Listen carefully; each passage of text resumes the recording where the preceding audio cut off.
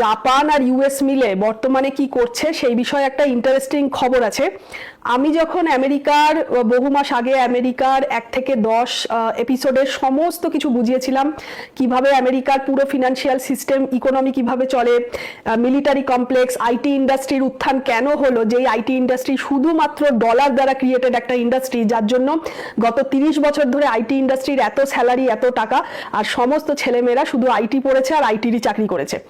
এইবারে এটা বলেছি, এছাড়া কি করে, ইচ্ছা মতো প্রিন্ট করে, যখনই ডলারের দরকার হয় ইচ্ছা মতো ডলার প্রিন্ট করে ফেলে, রিজার্ভ কারেন্সি স্ট্যাটাস আছে, কাউকে কৈফিয়ত দিতে হয় না। আরেকটা যেটা বলেছি খুব ইম্পর্টেন্ট, কিভাবে বন্ড ইস্যু করে, সমস্ত দেশকে নিজের ফরেন রিজার্ভে ইউএস ডলার রাখতে হয়, না হলে যেহেতু সারা বিশ্বে ইউএস ডলারেই ট্রানজাকশন হচ্ছে, কেনাবেচা ট্রেড হচ্ছে, তা নিজের কাছে যদি ফরেন রিজার্ভে ইউএস ডলার না থাকে তাহলে মুশকিল। আমেরিকা কি করে, ট্রেজারি থেকে বন্ড ইস্যু করে, যেই বন্ড ইস্যু করে সেগুলো অন্য দেশ কেনে, আর সেই বন্ড দেওয়ার মাধ্যমে সেই সব দেশের থেকে ইউএস ডলার ধার করে, মানে নিজের ইউএস ডলার অন্য দেশের থেকে ধার করে। যখন যখন ইউএস ডলারের প্রয়োজন হচ্ছে আমেরিকার, অন্য অন্য দেশকে বন্ড ইস্যু করে। প্রায় সমস্ত দেশই প্রচুর পরিমাণে ইউএস এর বন্ড কিনে রেখেছে, এবং যখন যখনই দরকার হয় ইউএস সেই বন্ডগুলো দিয়ে অন্য অন্য দেশের থেকে ইউএস ডলার ধার করে নিয়ে নেয়।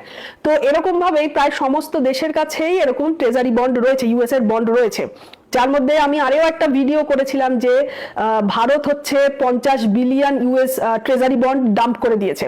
এরকম চায়না বলুন, জাপান বলুন, অনেকেই ছোট ছোট ছোট ছোট চাঙ্কে কিন্তু ডাম্প করে দিচ্ছে, মানে বন্ডগুলো বেচে দিচ্ছে, ইউএসকে দিয়ে দিচ্ছে। পুরো পৃথিবীতে ফরেন নেশনসগুলোর কাছে যদি সবচেয়ে বেশি যার কাছে ইউএস ট্রেজারি বন্ড আছে সেটা হচ্ছে জাপান, এরপরে চায়না, ইউরোপের কাছেও আছে, কিন্তু জাপানের কাছে সবচেয়ে বেশি 1.4 ট্রিলিয়ন বা তারও বেশি এরকম কিছু। জাপান, আমাদের কাছে খবর আসে যে ছোট ছোট চাঙ্কে ইউএস ট্রেজারি বন্ডগুলোকে ডাম্প করে দিচ্ছে, ভারত ডাম্প করছে, চায়না ডাম্প করছে, কিন্তু এত ছোট ছোট পরিমাণে যে সেগুলোকে ডাম্প করলে মানে ফিরিয়ে দিচ্ছে, বেচে দিচ্ছে, সেগুলোকে ডাম্প করলে এতে আমেরিকার ইকোনমির কোনো ক্ষতি নেই, কোনো কিছু এসে যায় না।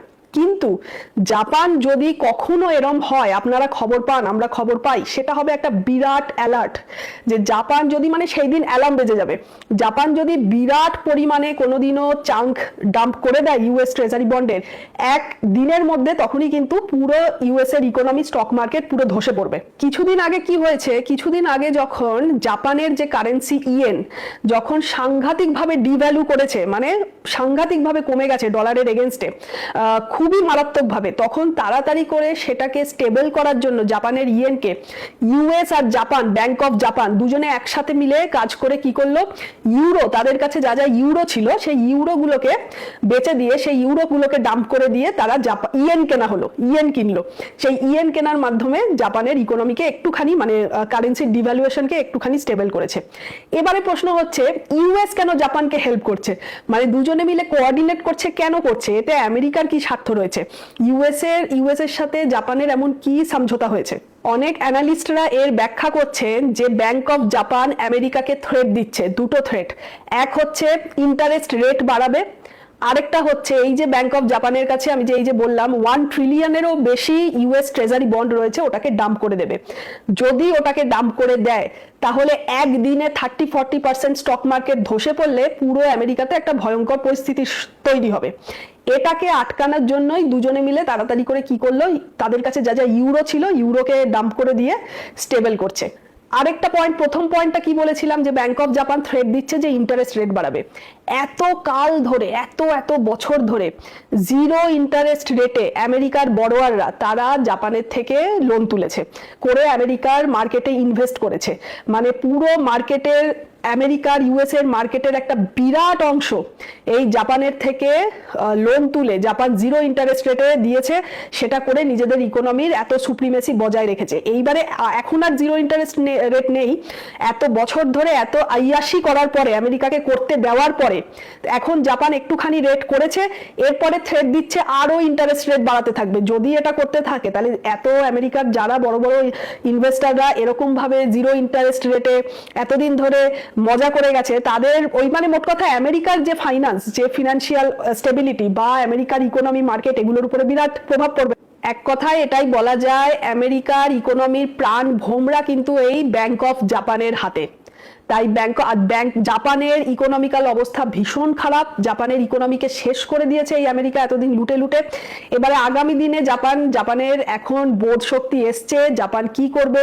আর ধীরে ধীরে যেহেতু পুরো ওয়ার্ল্ডই ফাইন্যান্সিয়াল রিসেটের দিকে যাচ্ছে, তো যা হবে যেভাবে হবে, এই ব্যাংক অফ জাপান থেকে যদি কোনো কিছু আসে বড়সড় কিছু, তাহলে সেটা একটা ট্রিগারিং অ্যালার্ম হবে।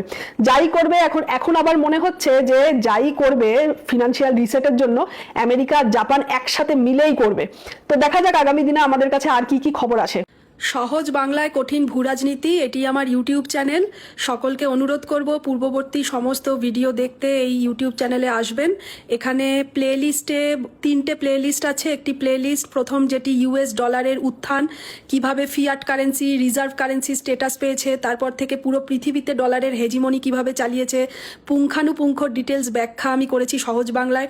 এছাড়া চায়না সিরিজের উপরে প্লেলিস্ট, আর তৃতীয় প্লেলিস্ট হচ্ছে বর্তমানে ডলারাইজেশনের উপরে বর্তমানে যা যা ঘটছে।